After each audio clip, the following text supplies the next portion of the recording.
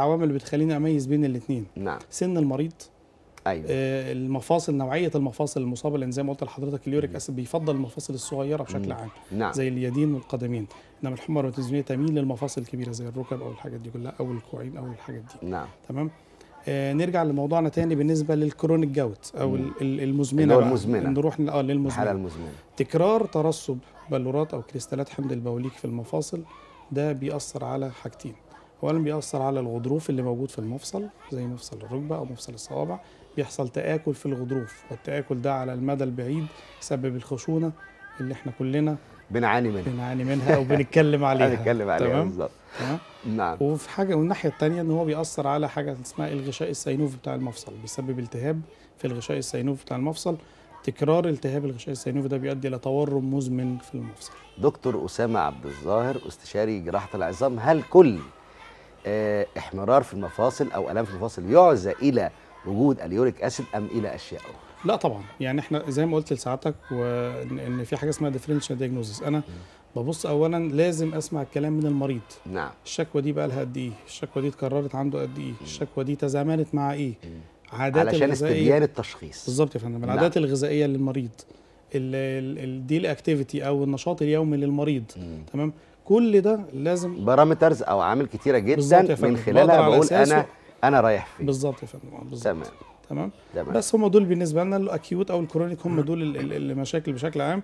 في الشكوى الشائعه بقى اللي هي مع الكرونيك جاوت دي، ان العيان يقول انا اول ما اصحى من النوم الصبح اول ما احط رجلي في الارض احس وجع في كعب رجلي جامد جدا. في رجلي. بالظبط. تمام. وبعد شويه الاقي الامور اتحسنت والامور، ما هو لو العيان ابتدى يعني ندردش مع العيان شويه، هنلاقي ان هو خلال فتره نومه بيبتدي يحصل تجمع للكريستالات دي في الاغشيه المبطنه لباطن القدم. نعم. بيحصل حاجه اسمها بلانتر فاشايتس او التهاب في الاغشيه المبطنه لباطن القدم. نعم.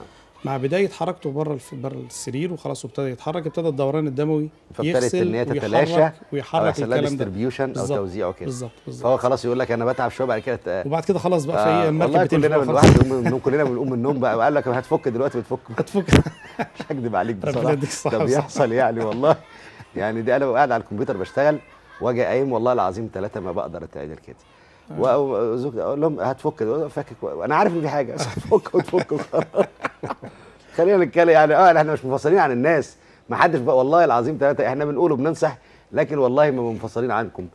طيب المشكله اللي اثرها الدكتور اشرف عبد السميع استشاري المسالك البوليه بيقول ان عدم ان انا اخد بالي من موضوع الميه او الكلام ده كله ممكن يؤدي الى والعياذ بالله حصوات، تؤدي الى انسداد، تؤدي الى فشل كلوي، تؤدي الى ان الكلى كلها عطلانه، تؤدي الى وفاه. طيب لو الملف ده او الكلام اللي انا قلته ده مهم وخطير، تعالوا بقى نقول له العلاج ايه، نعمل ايه؟ اتفضل يا دكتور. هو طبعا علاج ارتفاع نسبه حمض البوليك في الدم، يعني احنا نقدر نتكلم فيه في 3 محاور. محور العلاج، محور الدايت او الاكل، ومحور الميه اللي احنا طبعا النهارده يمكن يعني اهتمينا بيه اهتمام شديد. نعم.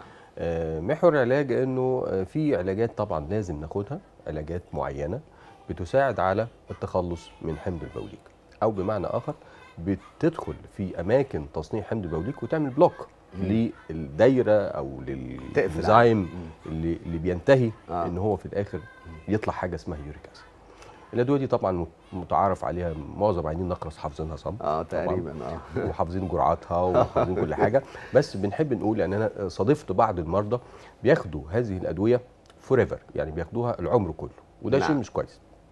لازم الموضوع يبقى فيه متابعه ويبقى فيه فولو اب، لازم يعمل تحليل، واذا كان التحليل بتاعه في احيان كويس واعراضه كويسه لا داعي ان هو يستمر على الادويه، لان مفيش دواء في الدنيا ملوش مشاكل، ملوش سايد افكت او اثار جانبيه، لازم فمجموعه الالوبرينولز، يعني انا مش عايزين بس نقول اسماء ادويه، لا مش مشكله لكن ده الاسم العلمي. نعم. المجموعه دي كثر استخدامها بيرفع انزيمات الكبد. نعم. فعايزين نقول ان احنا بنحتاجها في وقت محدد ولغرض محدد ولفتره محدده، وبعد كده لما الامور الحمد لله ستيبل والدنيا كويسه يبقى احنا بنوقف استعمالها، عشان لما نعوزها بعد كده نلاقيها موجوده وما تعمل لناش مشاكل في اعضاء تانية من جسمنا. يعني حضرتك عايز تقصد ان انا مثلا خلاص عرفت الدواء بتاع الكلى فباخده فمرتاح، فانا ماشي على العادات السيئه، فبالتالي ده بيرفع انزيمات الكبد من الناحيه الثانيه، يعني ممكن يؤدي لفشل كبدي والعياذ بالله من الدواء، رغم انه علاج. رغم انه علاج، رغم انه علاج رغم يعني عشان بس الناس ما يقولش ده انا باخد علاج.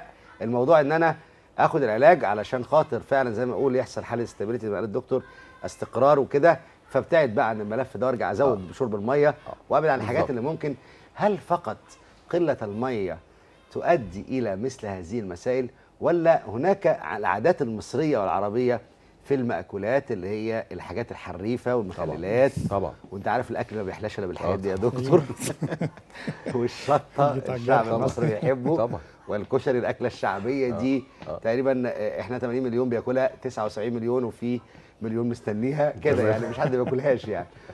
اتفضل يا دكتور. طبعا زي ما بقول لحضرتك، هو يعني المحور اللي بنتكلم فيه الثاني اللي هو محور الدايت او محور الاكل، وده زي ما احنا اتفقنا ان هناك بعض المأكولات لازم يبقى عليها نوع من انواع يعني الحظر، خاصه لمرضى النقرس. نعم.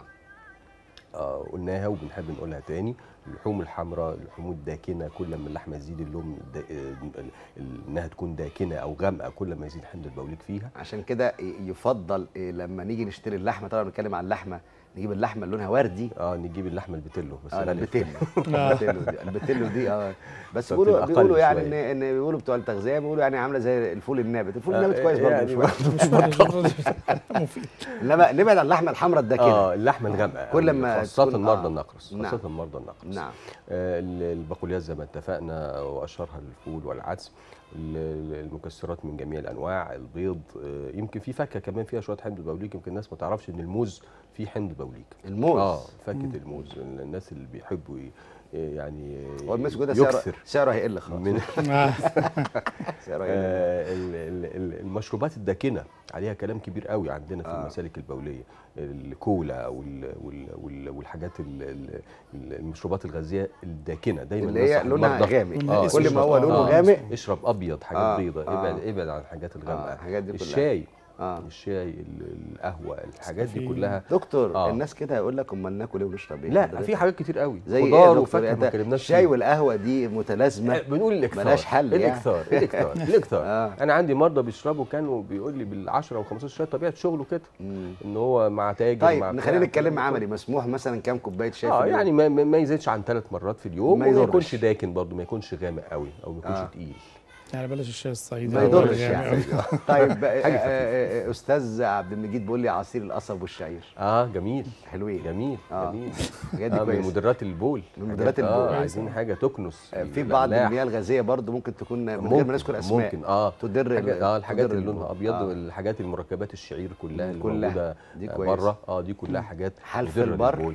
حلف البر عندنا في الطب، احنا عملنا من حلف البر ده ادويه، عندنا ادويه بنديها للمرضى على شكل فورات وعلى شكل اقراص. نعم. مكونه من حلف البر، مكونه من البقدونس. والله يعني يمكن بقول لحضرتك برضو قصه كده بتحب ان الناس تسمعها، اللي هو ايه الحاجات. ايه رايك دكتور عشان الحديث معاك شيق حقيقه والله مش مجامله يعني. ناخد هذه القصه دي بس معانا الاول مدام وفاء. السلام عليكم مدام وفاء. وعليكم السلام ورحمه الله وبركاته. اتفضلي مدام وفاء. انا كنت عايزه اكلم الدكتور اشرف.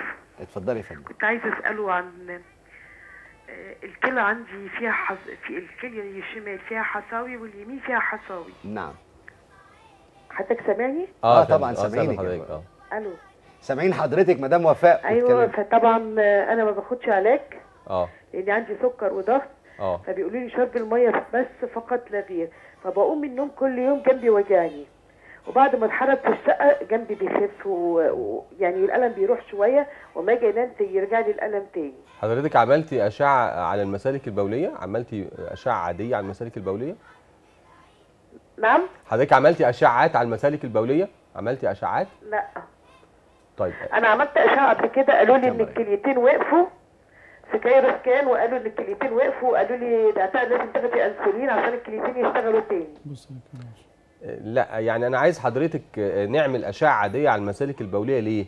عشان هنقدر من خلالها نعرف نوعيه الحصوات. احنا عندنا حاجه اسمها الحصوات الشفافه، ودي اللي احنا موضوعنا النهارده اللي هو حمض البوليك.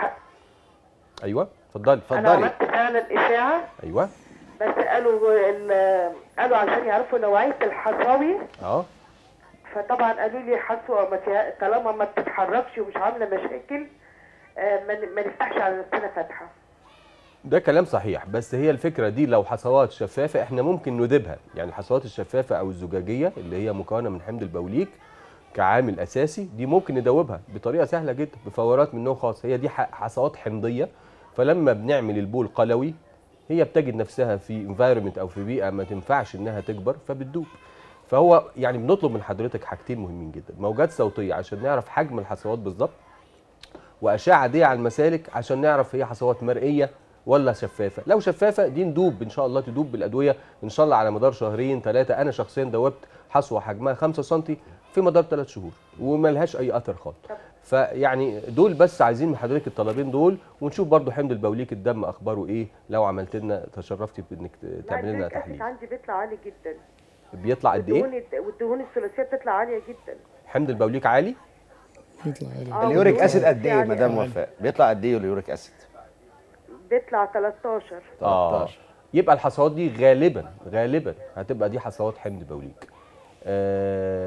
مش عارف اذا كان ممكن اوصف علاج على الهواء. اتفضل مش مشكله يا دكتور. هو لو حضرتك الالترا ساوند كان في حجم حصوات، حضرتك عرفتي الحجم بتاعهم قد ايه؟ قالوا لي واحده منهم 2 سم. ايوه. وواحده 3.5. واحده في ناحيه وواحده في ناحيه. وقالوا في حصاوي صغيره بقى مش رمل صغير كتير. بص حضرتك، هو احنا لازم نعمل اولا تجربه دوائيه اللي بقول لحضرتك عليها دلوقتي. هناخد طبعا دواء عشان ينزل لنا حمض البوليك العالي. طبعا حضرتك تعلمي انه المركبات اشهرها الزيلوريك او النيوريك او الهارباجين. زيلوريك 300. زيلوريك 300 قرص واحد. تقريبا الناس كلها عارفاه. الناس كلها عارفاه، مرضى النخرس حافظين. كل الناس حافظه.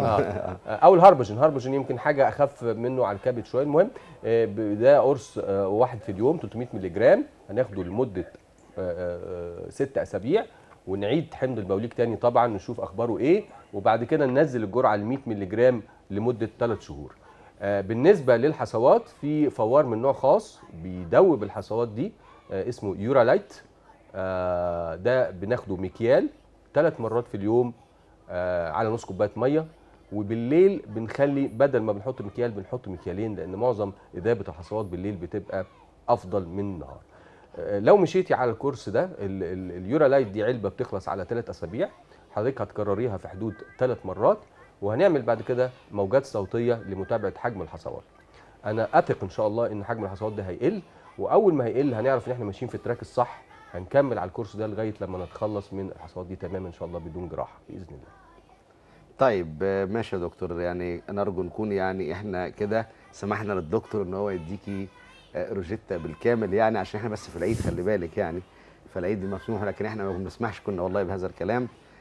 طيب انا عشان باقي معايا وقت الحلقه دكتور، عايزين بقى نلخص هذا الكلام، نستكمل قبل الاتصال اللي كنت بتقوله علشان نوصل للنقطه الاخيره. وراح دكتور اسامه اتفضل. انا كنت بتكلم على انه في حاجات الناس لازم تعرفها بنقدر نسميها الوقايه الطبيعيه، يعني او هتعطف عند هذه الوقايه الطبيعيه. واسف لمره ثانيه معانا الاستاذ محمد. السلام عليكم محمد. عليكم السلام، ازيك يا استاذ؟ اهلا بيك، اتفضل. ممكن اكلم الدكتور اشرف بعد اذنك؟ اتفضل. الدكتور اشرف، انا حضرتك انا برضو كنت ليا سوابق في الحصوات، وعملت حصوه في 2000، وعملت حصوه بعديها في نفس الحالب برضو الشمال 2008، وركبت دعامه علشان توسيع الحالب، ويعني على طول بتجيلي المشاكل في الشمال. اليمين عندي الحمد لله مفيش فيها حاجه. حضرتك عملت منظار حالب يعني ولا عملت جراحه تقليديه؟ عملت جراحه، عملت منظار حالب وما خرجتش، فالدكتور قال لي افتح، قلت له افتح، وخد قرار وفتح وطلع لي الحصوه. وبعد 8 سنين فوجئت بتعب برضه شديد في جنبي الشمال، رحت عملت اشعاعات لقيت فيه حصوه تاني، فدخلت جراحه برضه، وقال لي نعمل لك شغل كويس، نركب لك دعامه عشان ايه ما تتكررش معاك تاني وكده. فطبعا انا بحس برضو بألم في جنبي تمام بصفه مستمره برضو. فروحت قريب برضو عملت اشعاعات وتحاليل، ولقيت كل حاجه الحمد لله كويسه. تمام. بس بيبقى في تقل كده في جنبي، انا مش عارف التقل ده جاي منين او في ايه بالظبط. تمام. حضرتك عملت عايز يعني حاجه يعني ازاي